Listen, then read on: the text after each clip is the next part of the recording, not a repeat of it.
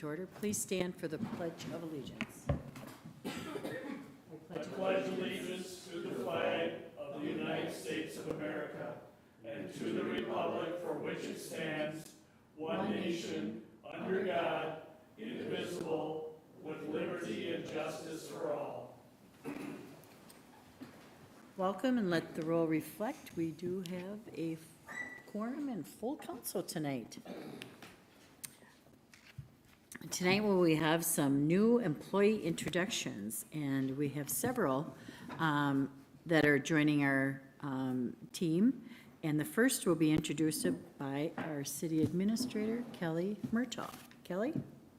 Just got promoted there, didn't I? Oh, assistant. Did you guys see that? Assistant city administrator.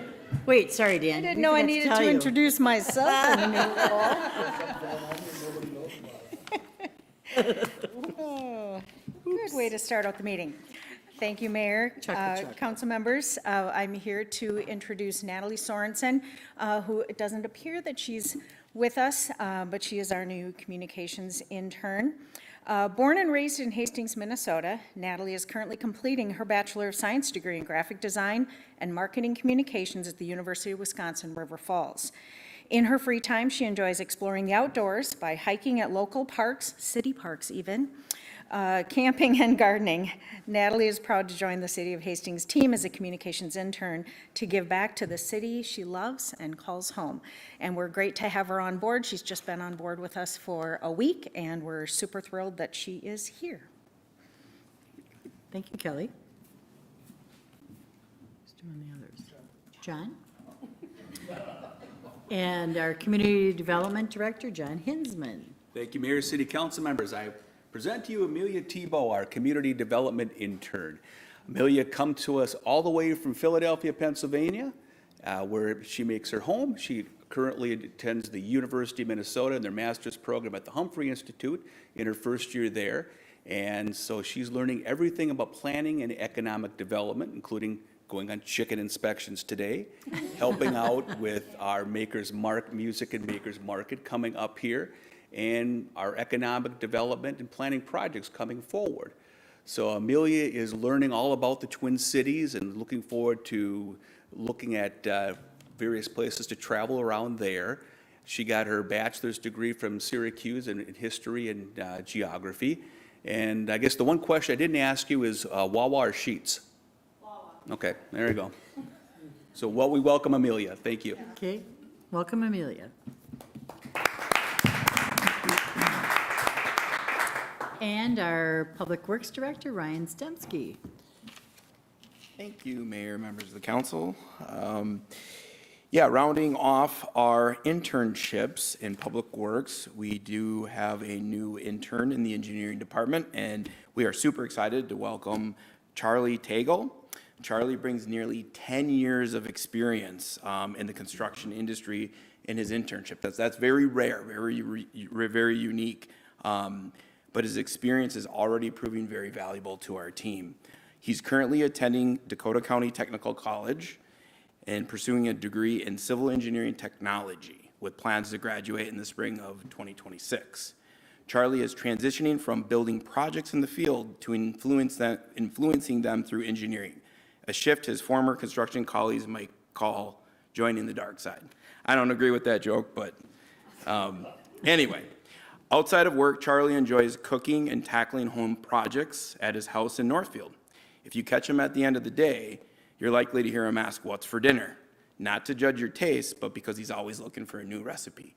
And I do hear this outside my office at the end of the day. I heard a lot of "What's for dinner?" "Oh, how do you make that?" So very, very good explanation of Charlie, and we're pleased to have him. Great. Welcome, Charlie. I'll keep it going with a couple promotions in the Public Works Department we would like to recognize. The first one is Alex Kieffer, the position of lead operator with an emphasis on streets and public works. Since joining the city in Public Works, Al, which is what we call him, has shown exceptional skill, dedication, and leadership in maintaining and improving our city's roads and public infrastructure. His hard work and commitment have been instrumental in ensuring safe and efficient street operations for all of our residents in town. Al's experience in running a commercial paving crew has been instrumental in setting up and running our skim patch program in the city, which we're excited to start in about a month here again. In his role as lead operator, Al will oversee daily street maintenance activities, coordinate team efforts, and help implement improvements to our public works projects. This promotion reflects his proven ability to lead by example and deliver outstanding results. Again, please join me in welcoming Alex Kieffer in his new well-owned advancement. He's going to play a key role in our street sides of leadership in the department. Thanks to Al. And last but not least, we have another promotion for lead operator with an emphasis on utilities, and that is Josh Sirinek. Since joining Public Works, Josh has consistently demonstrated expertise, reliability, and a strong commitment to ensuring our city's utility systems are operating smoothly and safely. He has hands-on experience and problem-solving skills that have greatly contributed to maintaining high-quality water services for our residents. In his leadership role, Josh will take on increased responsibilities, including overseeing daily operations, mentoring team members, and supporting improvements to our utility infrastructure and service delivery points. We congratulate Josh on his well-deserved promotion and look forward to his continued leadership in protecting and enhancing one of our community's most vital resources in our water system. And that's what we have for promotions. Great. Thank you. Thank you. Council, could we have a photo, please, with Amelia?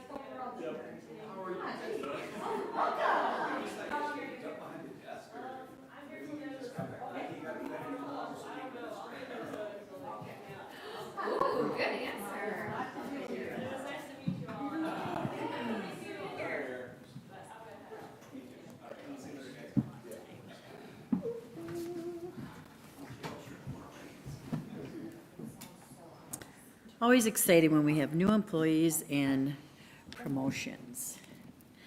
All right, council, in front of us, we do have a proclamation for LGBTQIA plus Pride Month. And Councilmember House, would you please start? Thank you, Your Honor.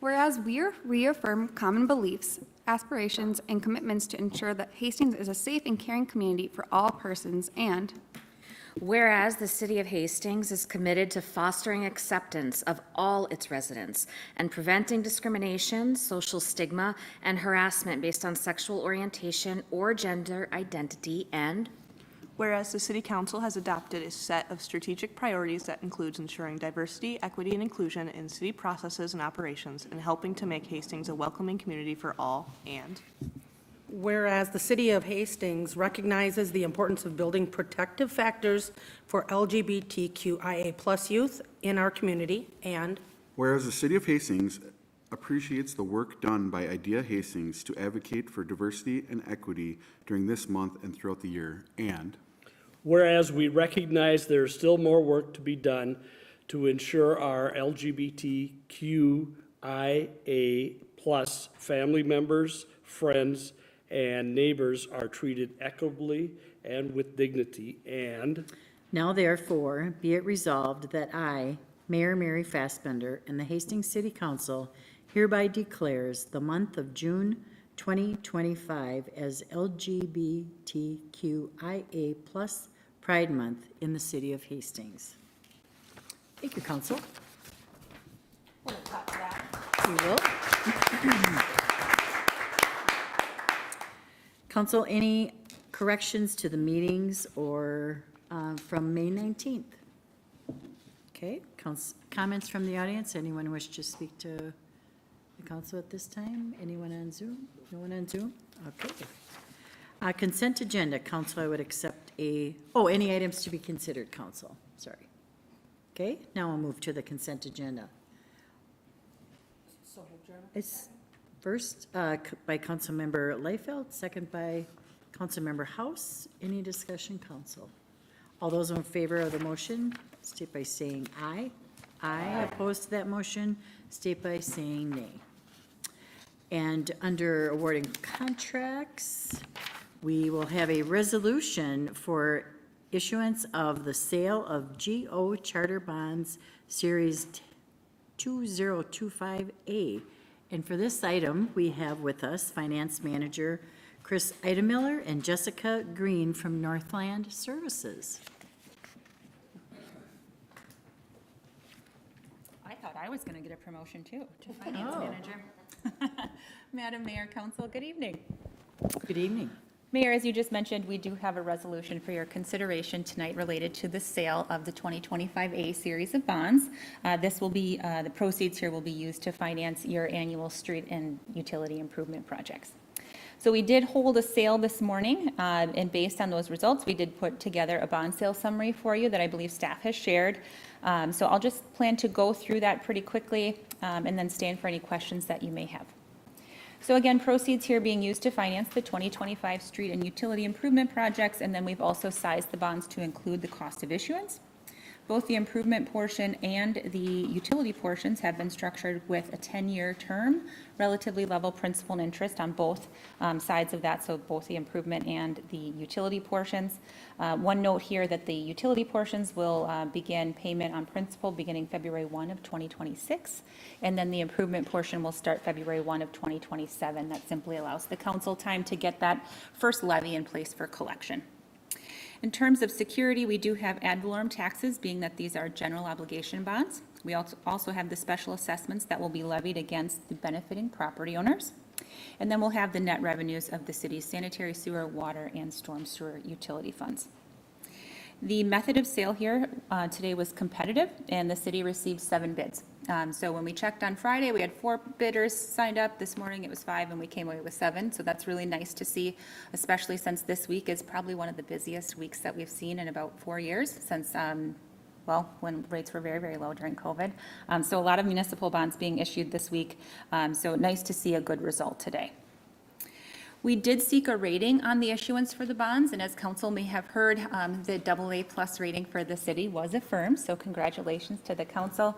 If you've seen that report, or if you're interested in reviewing that, a lot of the same comments that we've seen in the last couple of years, but just a couple of notes here. They did comment on the stable financial profile of the city, also the robust reserve position, and then commented also on the continued growth in the city, both on the commercial side and residential housing. So some good comments there. Final maturity on the bonds, February 1 of 2036, and you do have an optional call feature beginning February 1 of 2033. And at that point, the city can call the bonds in either in whole or in part if there's an opportunity to refinance the bonds for interest rate savings, or you can restructure the bonds at that point. And then finally on the bottom here, we've got just a little bit of a comparison between the finance plan, which was provided in early May, versus what we came away with today. So we started with a size of $4.5 million. Where we're at today is $4,140,000. That is because we received premium on the bonds from the low bidder, and that's been pretty common in the last 5 or 6 years. So if you're used to me kind of talking about premium, what that means is that investors are looking for a higher interest rate on the bonds, and they're willing to give you cash up front to do that. So we downsize the amount of principal that's being issued. You have a little bit more in interest that you're paying. So it all kind of balances out from a total debt service perspective, and it just gets the investors what they need, and it gets the city what you need to complete your project. In terms of true interest cost, we went from 4.02, which was planned in the finance plan, down to 3.43. So a difference there of about 59 basis points. What that means for the city is that we're down in a total debt service position about $142,000. So nice savings there based on the results. We did have about 25 basis points built in to the finance plan just because market was pretty volatile, even going back to early May, and we've seen some nice corrections there. So again, some nice results today. The next page of that sales summary has your bid tab, so it does provide the various list of the bidders that came through this morning, with, again, FHN Financial Markets out of New York being that low bidder. And then from there, we do have some information related to the sources and uses, and we break that out for different portions of the bonds, so the improvement portion versus the utilities.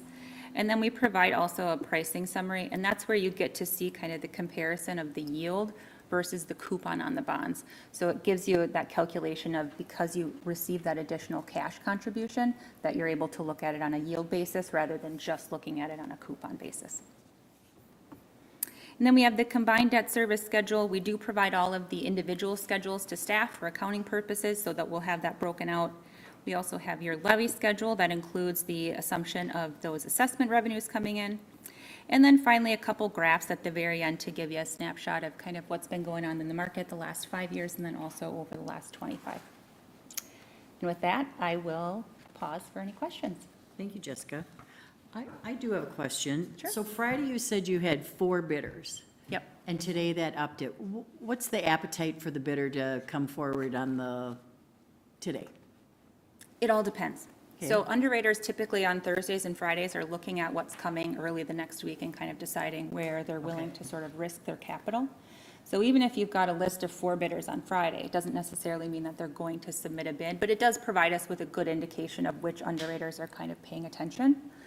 So seeing an additional one this morning, 5 is obviously a very good number. Usually if we get 3 or 4, that's nice.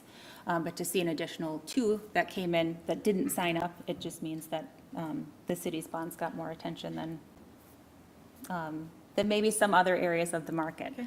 We did see another sale this morning that Northland worked on, and southern part of the state, 1 notch below the city's rating, but overall the spread on interest between the city's bonds, Hastings bonds, and that city, even though it was only 1 notch difference, and that should be about 5 or 10 basis points. They're about 35 basis points higher than Hastings. So FHN really wanted your bonds. Interesting. Yeah. Thank you. Thank you. Any other questions, Council? Councilmember Leifeld. Your Honor, I'd like to make a motion to adopt the resolution approving the issuance and sale of the general obligation bonds to the finance of 2025 neighborhood projects. Okay, thank you, Councilmember Leifeld. And a second by Councilmember Lawrence. Discussion, Council. All those in favor of the motion state by saying aye. Aye. Opposed to that motion state by saying nay. And that motion prevails. Thank you, Jessica. Thank you very much. Okay, tonight under reports from City Staff Council, under Public Works, we will approve plans and authorize advertisement for bids for the Central Water Treatment Plant raw water main project. And with us, we have our Public Works Director, Ryan Stemsky. Welcome again, Ryan. Thank you, Mayor. Can we switch to the other PC?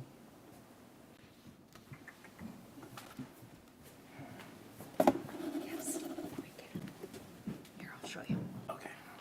It's on the podium. There you go. Just to come up here. There. Awesome. Well, then I can enlarge this.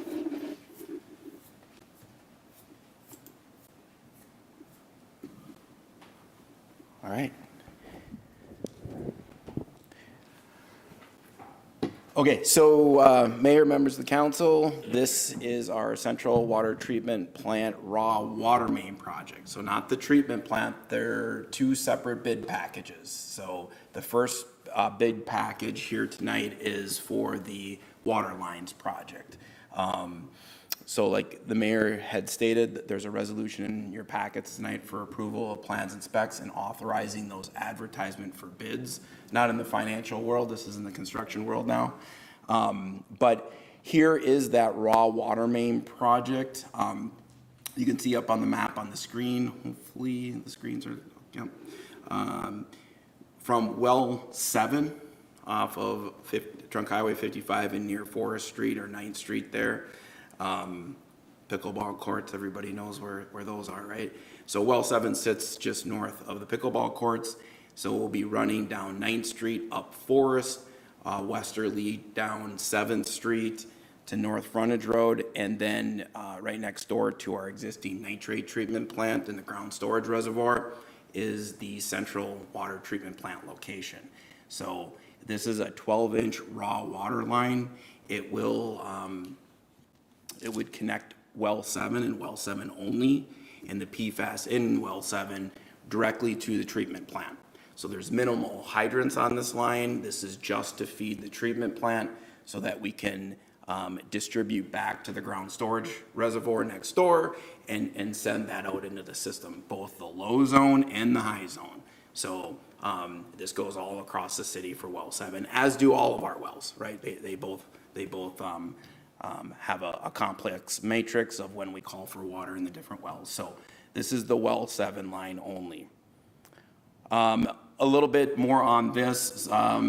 We did look at running this down Trunk Highway 55 and bypassing the neighborhoods, but as you can tell, there's multiple properties that front Trunk Highway 55, and with fences and sheds and lack of right-of-way space, we would have had a lot of right-of-way acquisition or easement acquisition. We would have had a lot of relocated fences and sheds. There's also a major duct bank line that carries a lot of our fiber and utilities and things of that nature that is on the north side of 55 that really there was no space other than to move a very, very expensive duct bank. Also, it's best practice to put your water main, city water mains in city right-of-way rather than having it in a county or a state right-of-way. Difficult access, permitting requirements, and we would prefer to have direct access to a key asset like a raw water main line. It's the story of two different construction projects. The first project, I like to call it from well 7 up to North Frontage Road. So this includes the project along Forest and 7th. We're doing an open trench method. So that means just because there's so many other utilities in this street corridor, services to each one of the homes you see on here, we can't just drill a line through at a certain depth and skip all of those key connection points to our residents and homes. So we need to pothole or investigate to find out all where these conflict points are. And we actually, with a backhoe, dig in this water main about a foot below the existing water line out there serving our residents today. So we get beneath that location and we don't sever those lines so we can keep residents, for the most part, serviced with water and sewer. Here is a detail or a typical section on what this looks like.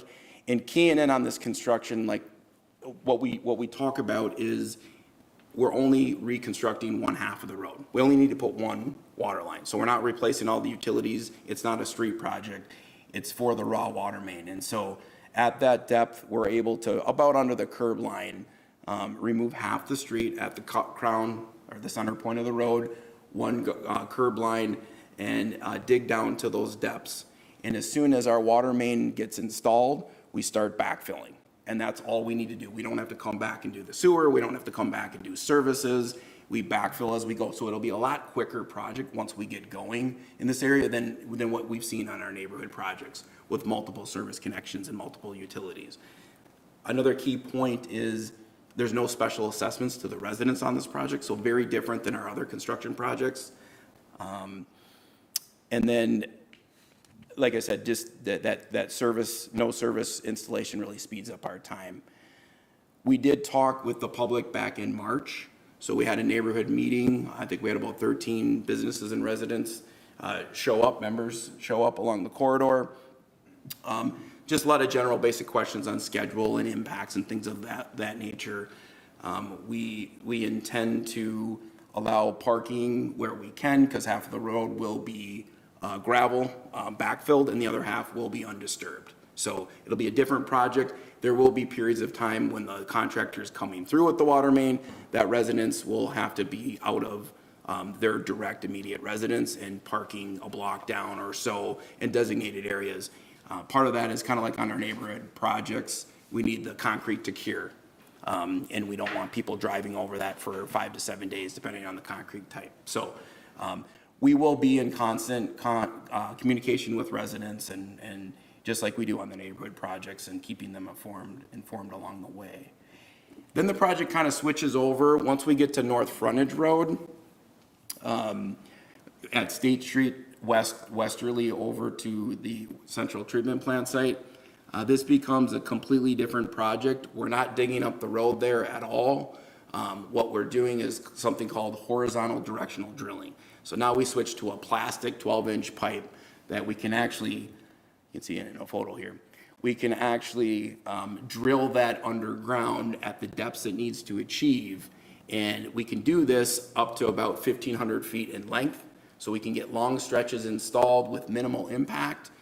It'll look like a 20-foot wide pit off on the side of the road. That's what you'll see during construction. So there will be temporary or partial shoulder closures and things when they're working in that area that people will have to go around and will have to cone it safely. But for the most part, businesses will have access during this construction because of the construction method. And we won't have curb-to-curb disturbances and those types of things. So we were able to do this because of the minimal services and along that corridor. So with the businesses, we don't have that residential type situation with multiple services over a set distance. Okay, schedule for this project. Tonight we're at June 2nd for the approval of the plans and specs, and then going out for ad for bids. We would open those bids from our contractor on June 25th, so end of the month here would meet our public bidding laws. We would analyze those bids and bring an award back for a construction contract to City Council on July 7th, would be the timing for that. This would put us after contracts and getting resident notices out and those sorts of things. We'd be ready early August, right out of the gates in August to start construction with a substantial completion date by November of 2025. So that'll include things like the full water main install, the concrete here, the bituminous in, those types of things. So it'll look like a serviceable street again. Boulevards will get their first round of seed, and we will shoot for establishment. That'll be dormant seeding. So our final completion date is pushed till May of next year. We want to make sure that dormant seed took well. And if it doesn't, we'll have the contractor right there in early May to get those residents' front yard boulevards restored. So it's kind of a timing of year strategy. This is a lot of work to get done from August to November, so we didn't want to rush the contractor too much. We think we'll get good competitive bids with this schedule. Okay, so next steps, like I said, back in March, we did go out to the public. We've been in communication with some of the residents along the corridor along the way. We have started our communication survey and comment form. So on the QR code, this is on the website, residents can tell us how they want us to communicate with them. We will have weekly updates. They will talk about what happened that week and what's happening in the future week or the upcoming week. So we'll continue to gather all the resident feedback. Do they want us to text them? Do they want us to email them? We'll pick a spot on site and have flyers available. So again, we'll still do that sort of detailed attention to communication. We will be sending out future mailings and social media posts once we get the contractor on board and we have a real contract, and we'll inform the residents of who that is and who their inspector contact is after council award of said project. And like I said, I get a lot of PFAS calls, but this is we wanted to highlight this as kind of the first project that we're putting into play with advertisement for bids. So we're trying to get bids in hand and get this piece going and move on from there. So wanted to highlight that for you tonight, and that's why we're here for any questions that you might have pertaining to this project or the process moving forward. Great job, Ryan. And so it begins, correct? Correct. Discussion, Councilmember Liefeld. Thanks, John. Ryan, I have a couple of small questions. When was the last time that stretch of specifically, say, 7th Street, when did we do those roads? So how old is the pavement and the infrastructure underneath it? Correct. The short answer, it varies, Okay. you know, by block by block. We do have some segments that are newer within the last 10 years, absolutely. And then we do have some older stretches along there that we're gearing up for their first mill and overlay. So this is just accelerating all of that. And again, with the no assessments, Wonderful. you know, we're just going in and mill and overlaying the whole corridor. Thank you, I appreciate that. And then when we do the street improvements, it's the entire, all of it's ripped up. Is that going to be the same thing? I know you're only doing half of the road, but will it be that entire stretch is under construction from August to November? Or is that something that goes in a path? Right. No, they'll do it, they will do it, it depends. They will do it in succession, so we won't let them just open up the road. They'll have to backfill as they go and achieve certain benchmarks of gravel fill, and it depends. We give the contractor a little bit of flexibility to say, you know, we want to do 3 blocks and prep that for curb, or 4 blocks or whatever. We'll work out a detailed schedule with the contractor. But usually they like to come in and get maximum concrete pours and those sorts of things. And then we want one paving operation when it's all said and done. I did want to highlight that. I don't think I said it in the typical section, but we will do a full width mill and overlay. So we will build up to the base course on the side we're reconstructing to get that water main depth that we need to achieve. But at the end, we know the other side, even though it's not disturbed, it's going to get chipped up and excessively parked on, and big equipment turning on there. So we're going to mill off that 2 inches and put one contiguous layer of blacktop across from the curb to curb. So it'll look like we weren't there on both sides of the street. So we don't have a tail of 2 sides, right? So Thank you. I just wanted to, thank you for the question so I can clarify You that. you did bring up my last question. Concrete. What's that used for? I mean, normally when we do street improvements, right, because asphalt goes on top, what are we doing? The curb and gutter. So since the raw water main will sit about directly below the curb and gutter. Okay. It really depends on what utilities. We have a lot of storm. We try to keep out of residents' front yards. We're trying to avoid mature trees. So it's a balancing act. But for the most part on this project, we're under the curb line, give or take a few feet either way. So we can't hold that curb in place during that type of So depth. maybe some curb and gutter and. Yep, like so all the drive- curb and gutter on one side of the road will be ripped up. okay, The other good. will Good to be know. left in place. And then we will have to pour new curb and gutter on one side. As well as the, what do they call that entrance into the driveway? The aprons, The the apron as concrete, well? yep. So Okay, good to everybody know. will get a new, on that side. And it does switch about 3 times total on what side of the road we're going on. And that has to do with, we come into some 60-inch storm sewer, right? So we're not gonna put the cost and the time and the impact of going right down and dealing with that conflict. So we simply move the water main to the opposite side of the road to avoid, and make sure we get through this project with the lowest amount of impacts, the fastest amount of time, with leaving as much infrastructure in place as we can. Every time you talk, I tell you this every time, I leave knowing more than when I got here. Well, that's About the things I goal. never thought I'd have to know about. So Ryan, thank you so much for obviously your diligence in this, and it is exciting. This has been a long time coming. This project's really, got a lot of staff time and hours, and it's nice to see that it's getting started. So anyone has any questions, let us know. And with that, I'll go ahead and make a motion to consider adopting the enclosed resolution, approving the plans and specifications to authorize advertisement for bids. This is for the raw water main project only.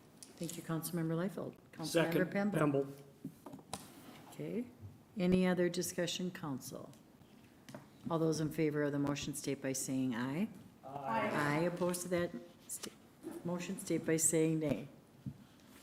And that motion prevails. Thank you, Ryan. Thank you. Tonight, under administration, as always, we have a PFAS update from our city administrator, Dan Waticha. Dan? Thank you, Mayor. This is informational. Certainly hope that there's room for questions, but it is a non-action. Just looking back over the past month, really busy in the background. A lot of it related to lining up finances for our upcoming project. This month, we submitted to the East Metro 3M settlement. We submitted the application for the portion of the central water treatment plant that is attributable to well number 5, and that is about $14 million, plus the funding that we had earlier this year for the purchase of the property. The agreement we're expecting will be brought to council in 2 weeks, on June 16th, so that's in process. The low-interest loan through the Public Facilities Authority, we submitted that application for a little over $8 million for the city's portion of the central treatment plant in order to finance our portion that's not covered by the settlement or previously approved grants. We submitted updates to our intended use plan, IUP applications for the eastern and western treatment plants in order to match construction schedules. And that also includes an application for an emerging contaminants grant for the western treatment plants. So even though those might be a year or two out, still looking at lining up, making sure that those have got finances and grants as best that we can position them. With that, note that we continue seeking financial assistance.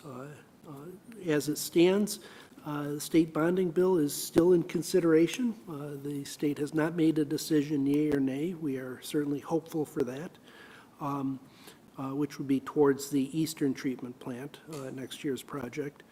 As noted, we updated our IUP applications and paperwork for the 3 treatment plants, including the application for the emerging contaminants grant for the western plant. Note, obvious with Ryan's presentation a few minutes ago, the central treatment plant is on schedule to bid in mid-June, with construction beginning in end of July, early August, for the water main portion, which you guys approved just now, and the assuming that the grant, or not the grant, the East Metro 3M Settlement Fund agreement comes through in 2 weeks, we would also have the plans and specs so we could put the central treatment plant out to bid here in June and begin this summer. Other piece to note is a little bit of a surprise, and certainly outside of our immediate purview, but a couple of weeks ago, the Environmental Protection Agency, the EPA, announced that it intends to extend the compliance deadline by 2 years. And really, it's too early to tell quite what that's going to mean for us, if anything. If you read the fine print, it says that they are going to propose the formal rule this fall, which would be finalized next spring. So details to see. Don't just look at the headline. But even though there might be a 2-year extension, there's a few pieces to note with that. One, we know that we've got contaminated water now, and I believe you would all agree that there's a responsibility to addressing that as quick as we can. And we are on a fairly aggressive construction schedule. Basically, we keep saying building a plant a year for 3 years. There's a lot of overlap in there, and the years are really more closer to a year and a half. But it's a large and complex project, and at present, we're expecting substantial completion of the western plant, the final plant, around October, November of 2028. So about 4 to 6 months of cushion before the original deadline of spring 2029. That's not a lot of time for any sort of issue that comes up with bidding, with contractors, with supply chain, with weather. So it's very possible that that extension just gives us a little bit of ability to better manage a large project. Also concerns that with the large project, inflation is certainly going to matter. And saying, hey, we've got 2 more years means 2 more years of inflation. So at present, we're planning to continue on our schedule, but we'll also keep an eye to it. So if there's construction-related reasons to extend, or if it might be a matter of looking at additional opportunities to apply for and try for funding, which we're certainly actively working towards on a constant basis here, maybe there are reasons to look at a partial extension. It's not in front of us yet. It really sort of gives us some options when we come to it. That's a quick overview of the work over the past month, and I can certainly stand for any questions. Thank you. Thank you, Dan. Council, any questions? Okay, well, we all appreciate the continuation that Ryan, Public Works, you, and all the other staff does to keeping us updated, and it's going to be here before we know it, correct? So, with that, Dan, you may continue to, as an introduction, we are getting for the 2026 state bonding request. Yeah, certainly try for funding. This one is an action item, and it's about keeping our options open. The state is taking local applications for next year, next legislative session, 2026 bonding bill, for a couple of weeks here. Mid-June's the deadline. We've had some practice and fully expect and intend to apply. The question is what project? If you recall, last year, we certainly heard repeatedly from every legislator we talked to, you can't ask for $68.9 million all at once. You need to bring it in phases. So the question here is, what phase do we apply for? If we apply for the, I'm going to back up. Instead of saying if we apply, our current year, the application we have up there at the state right now is for the eastern plant.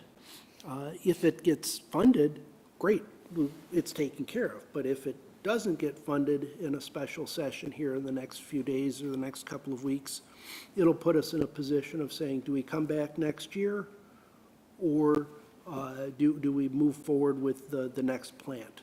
So really what this is trying to keep our options open and recommend that the council approve resolution saying, let's submit applications for both the eastern plant and the western plant, so that as things unfold here in the next couple of weeks or over the next year,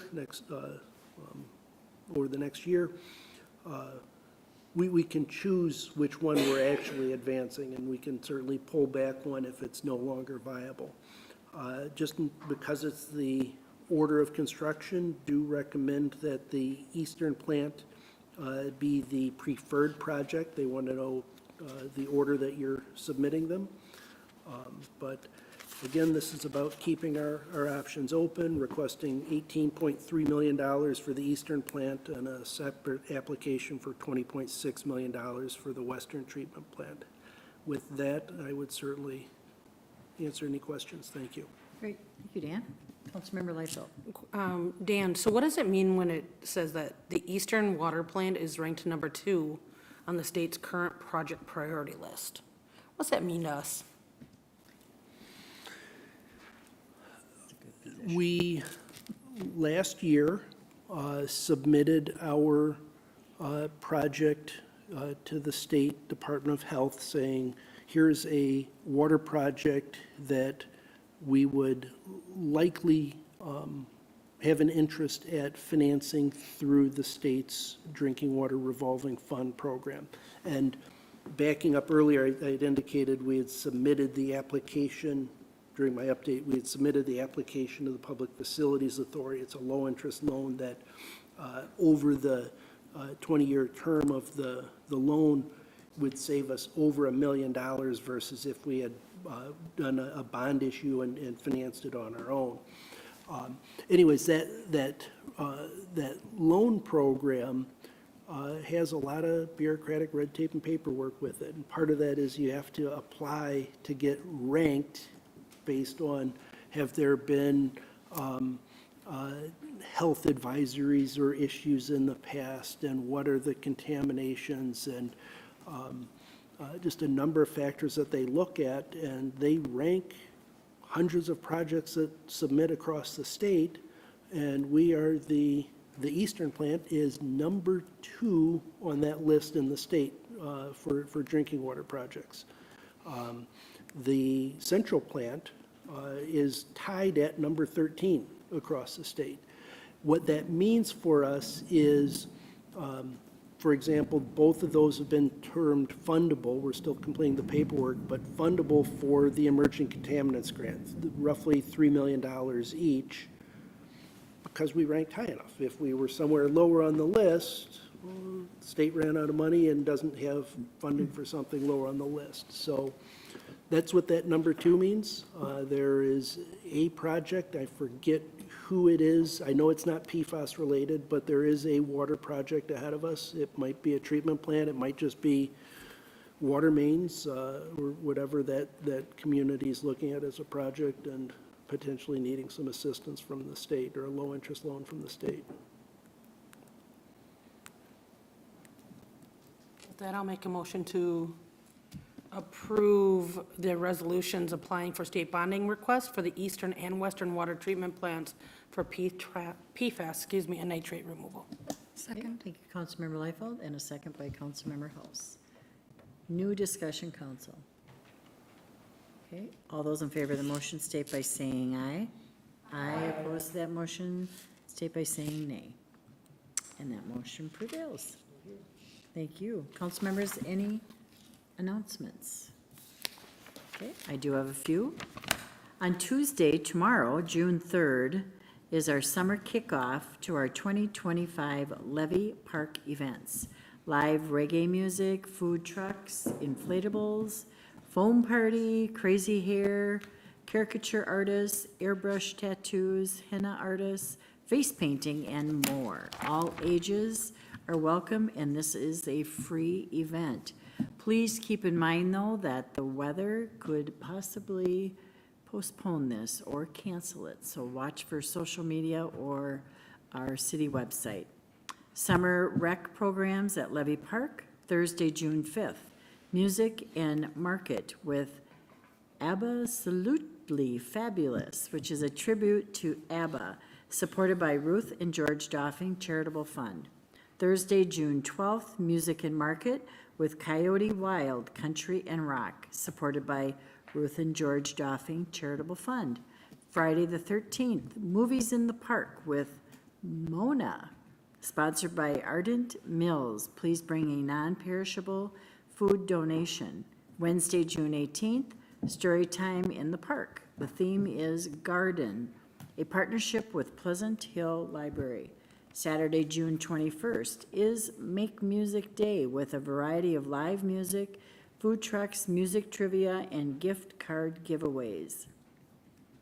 The city's Park and Recreation and Police Department are partnering with the Hastings Prescott Art Council to serve up fun for the youth. The Art, Rec, and Police program will offer free activities, treats, and giveaways this summer.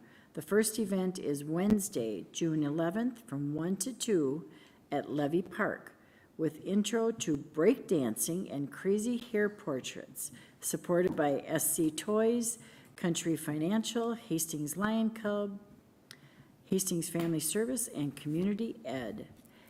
Music and Market will be in part of the Music in the Park every Thursday starting June 5th.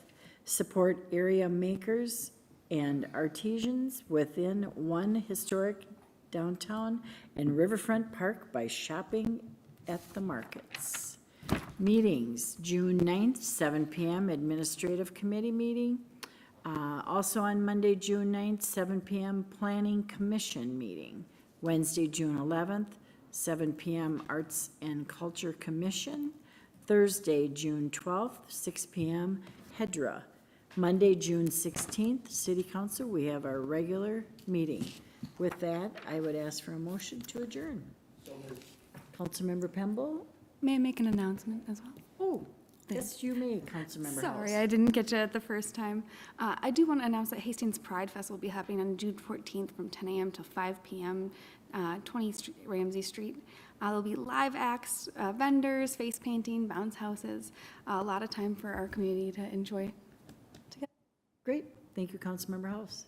And with that, you wanted to make a second to the motion to adjourn, correct? Thank you. No discussion, all those in favor of the motion state by saying aye. Aye, opposed to that motion state by